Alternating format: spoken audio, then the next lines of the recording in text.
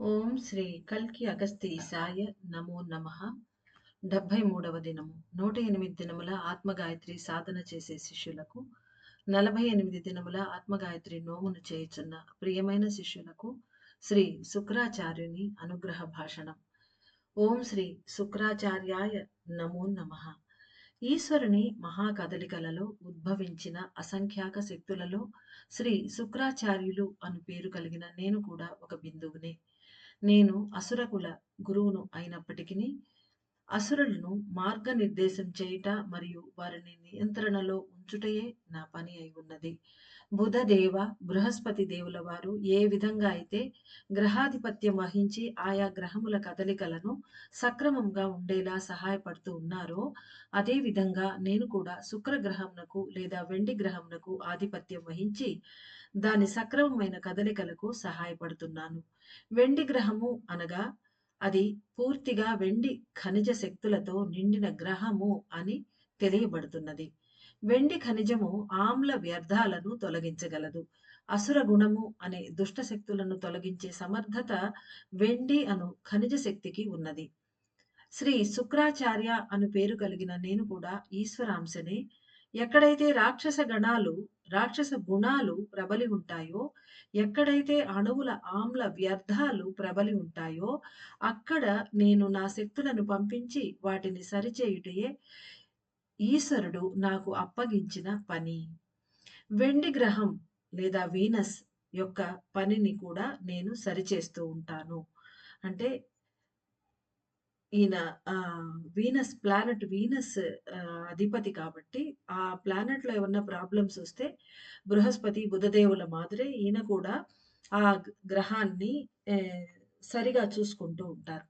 వెండి శక్తులను ఆకర్షించి వాటితో కలుషితాలను నిర్మూలించేదే నా పని. శుక్రాచార్యుడనైన నేను అగస్త్యుల వారు చేపట్టి ఉన్న యుగమార్పు పనికి సహాయంగా నా శక్తులను కూడా నేను కూడా నా శక్తులను అందిస్తున్నాను. మీరు ఒక మండల కాలం పాటు ఆత్మలింగమును తీసుకొని పూజించి ఉన్నప్పుడు నా శక్తులను నా శక్తులు కూడా మీలో స్వీకరించబడి ఉన్నవి. శక్తులను అందించిన తర్వాత ఆకాశమునకు తిరిగి వెళ్ళిపోయినా కూడా ప్రతి నక్షత్రము మానవుల ప్రాణములతో కాంతి తంతు సంబంధమును కలిగి ఉన్నది. నా కాంతి కూడా అదే విధంగా మీలో పరుచుకొని ఉన్నది. శ్రీచక్ర ధ్యాన సాధన చేసే వారందరూ శ్రీ శుక్రాచార్యుడైన నా నివాస స్థానమును తెలుసుకొనగలరు. ఈ సమయం నుండి నేను అనుగ్రహించి ఉన్న శక్తులన్నీ కూడా వీర్యవంతములై కదలనారంభించును అని తెలుసుకొనండి. మొదట నా శక్తుల తత్వాన్ని గురించి తెలుసుకొనండి. మీ శిరస్సులో కలిసి ఉన్న నా కాంతి శక్తులనేవి మీ కుడి మెదడు ప్రాంతంలో ఉన్న వెండి గ్రంథిని ఉత్తేజపరచును. అంటే వీనస్ గ్లాండ్‌ని ఇవి ప్రేరణ ఇస్తాయన్నమాట ఈయన శక్తులు. ప్రతి ఒక్కరి మెదడులో కుడివైపున బుధ గ్రంథి మరియు వెండి గ్రంథి లేదా శుక్ర గ్రంథి అమరి ఉండును. అవి తమ తమ గ్రహములతో నేరుగా సంబంధమును కలిగి ఉండును. అంటే బుధ గ్రంథి ఉన్న చోట్లోనే ఆ చుట్టుపక్కలే ఈ స్వామి యొక్క ఆ గ్రంథి కూడా శుక్ర గ్రంథి కూడా ఉంటుంది అని చెప్తున్నారు. వెండి గ్రహముతో కాంతి తంతు సంబంధమును కలిగి ఉన్న వెండి గ్రంథి అనేది దృఢంగా కదిలినప్పుడు మాత్రమే శరీరంలోని కలుషితాలు, మెదడు భాగంలో ఏర్పడే అణువుల ఆమ్ల కలుషితాలు నిర్మూలించబడును. అంటే ఆ వెండి గ్రంథి అనేది సరిగా పనిచేసినప్పుడే, అది బలంగా బాగా ప్రాపర్‌గా పనిచేసినప్పుడే ఆ లోపల అణువులలో మెదడులో ఉండే అణువుల్లో వ్యర్థాలు అవన్నీ క్లీన్ అయిపోతాయి. శరీరంలో ఉండే వ్యర్థాలు కూడా క్లీన్ అవుతాయి అని చెప్తున్నారు స్వామి. అంటే మనకవి సరిగా పనిచేయట్లే. ఏ గ్రంథి కూడా మానవుల్లో కలియుగంలో సరిగా పనిచేయట్లేదు కలియుగ ఎల్లలో. వెండి గ్రంథి సరిగా పని చేయనట్లయితే మానవుల మెదడు భాగము, బుద్ధి అణువులు సక్రమముగా పనిచేయవు అని గ్రహించండి. యుగ మార్పు జరుగుతున్న ఈ సమయంలో కదలికలు కూడా మార్పు చెంది ఉన్నవి. శుక్రాచార్యుడైన నా ఆత్మ అణువు నుండి కరిగిన రసము కాంతి శక్తులుగా రూపొంది ప్రతి ఒక్కరి వెండి గ్రంథితో కలిసిపోతూ ఉన్నది. శుక్రగ్రహంతో ఉన్న సంబంధాన్ని నేను ఉత్తేజపరుస్తూ అనుగ్రహిస్తున్నాను. నా శక్తులు శరీరమంతటా పరుచుకొని మూలాధారమునకు చేరుతున్నవి. అయితే అవి ప్రభావవంతమైన పనులను చేయును అన్నది సత్యము.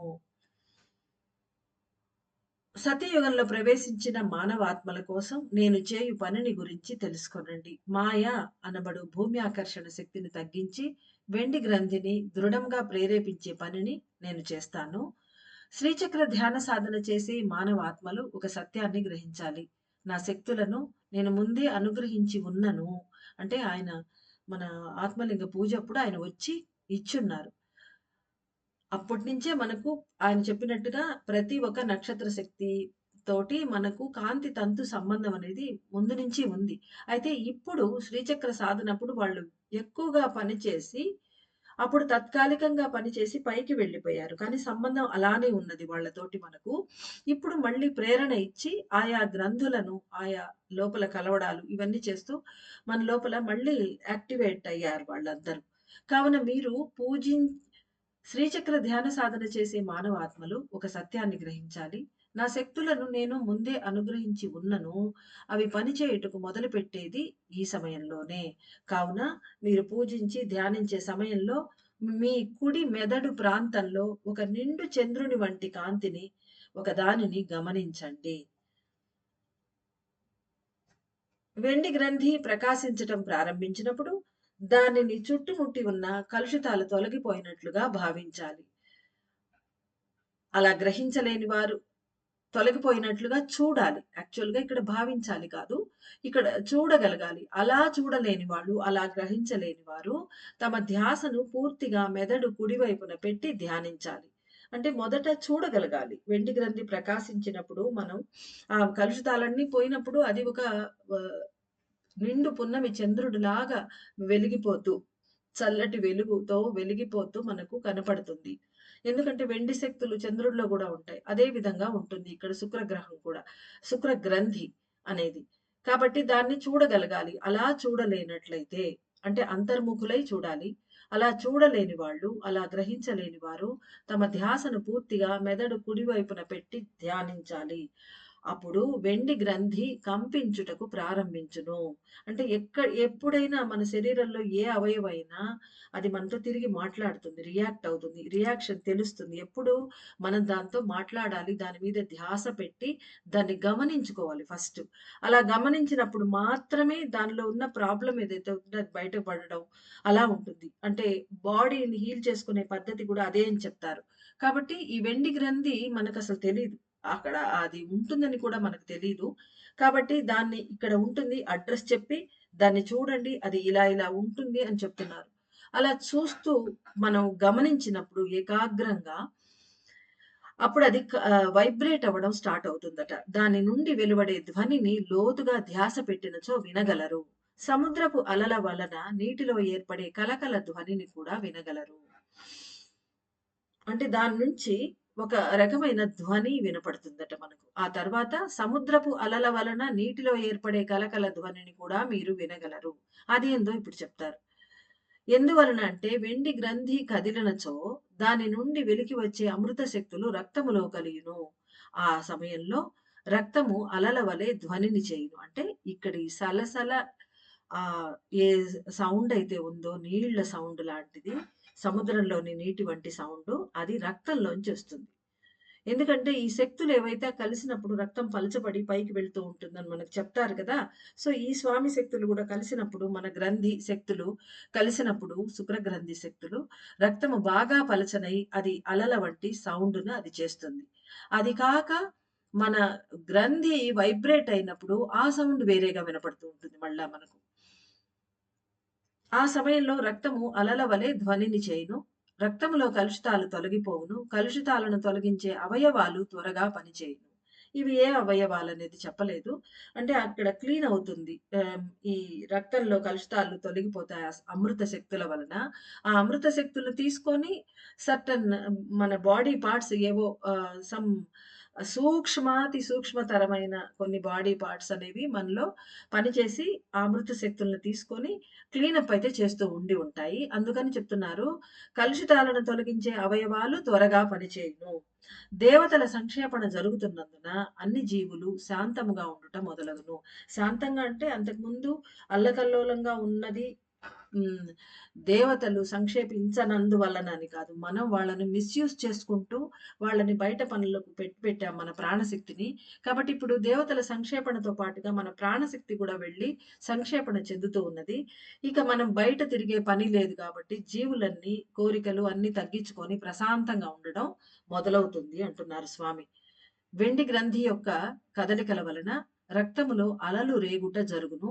ఒకవేళ మీ ప్రాణము భౌతిక అవసరాలు మరియు బంధాల నుండి అధిక శాతం విడిపడి ఉన్నట్లయితే అది ప్రశాంతత పొందగలదు. అంటే ఇన్ కేస్ ఎక్కువ పాళ్ళు మన ప్రాణం బయట తిరగడం మన కోరికలు అవన్నీ తగ్గిపోయి బంధాలు అన్నీ వీక్ అయిపోయి మనం గనక ప్రాణానికి రెస్ట్ ఇస్తూ ఉంటే అది ఒదిగిపోతూ ఉన్నట్లయితే అది ప్రశాంతత అయితే పొందుతుంది అంటున్నారు స్వామి.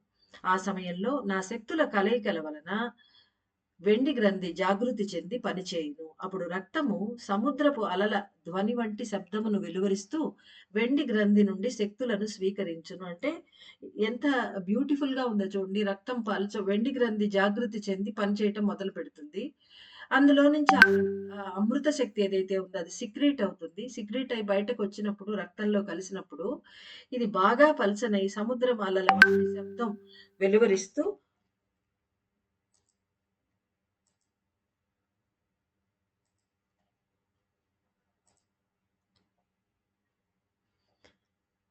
వెండి గ్రంథి నుండి శక్తులను స్వీకరిస్తుంది. అంటే వెండి గ్రంథి నుంచి శక్తులను స్వీకరిస్తూ అంతకుముందు శక్తులు అది కలుస్తూ ఉంటాయి. కలుస్తూ ఉన్నప్పుడు మళ్ళీ ఇంకా శక్తులను స్వీకరించేదానికి ఇది ఇలా ప్రవహిస్తూ అక్కడి నుంచి ఎందుకంటే రక్తం కింద నుంచి పైకి వెళ్ళాలి కదా!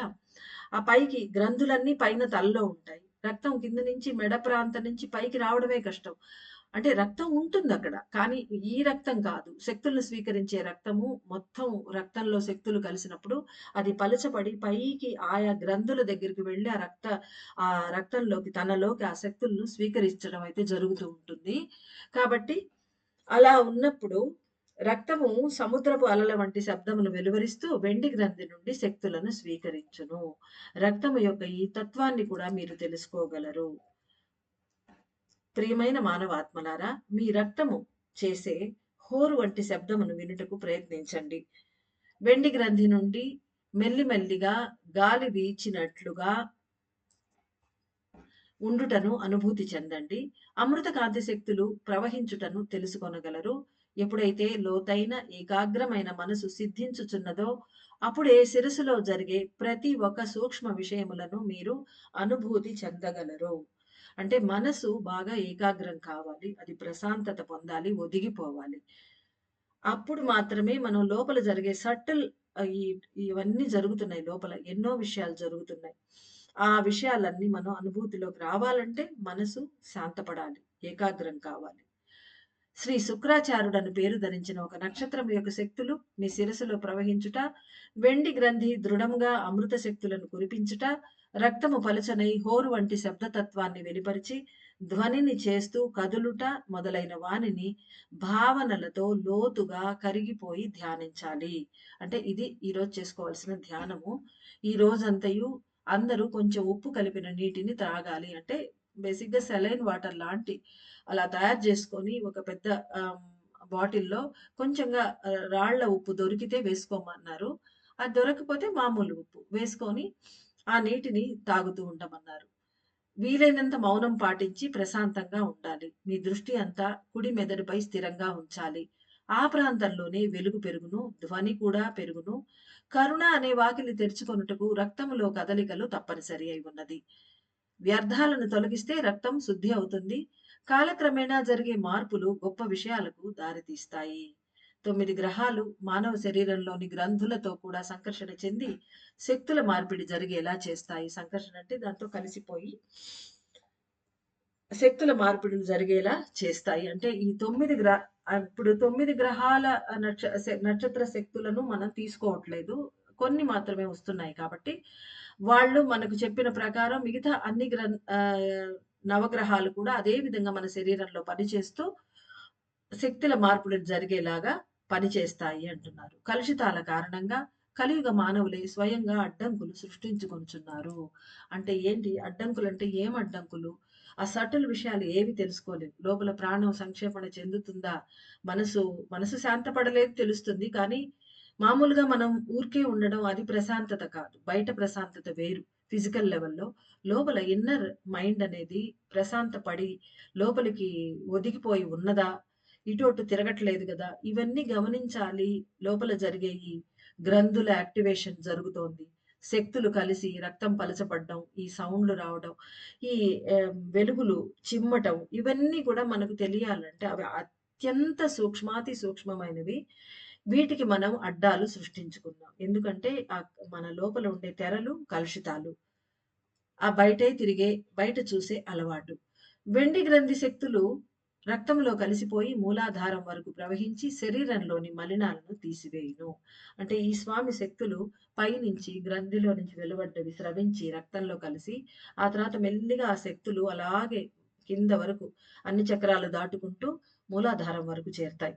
అక్కడ కూడా పని చేయటం స్టార్ట్ అవుతుంది.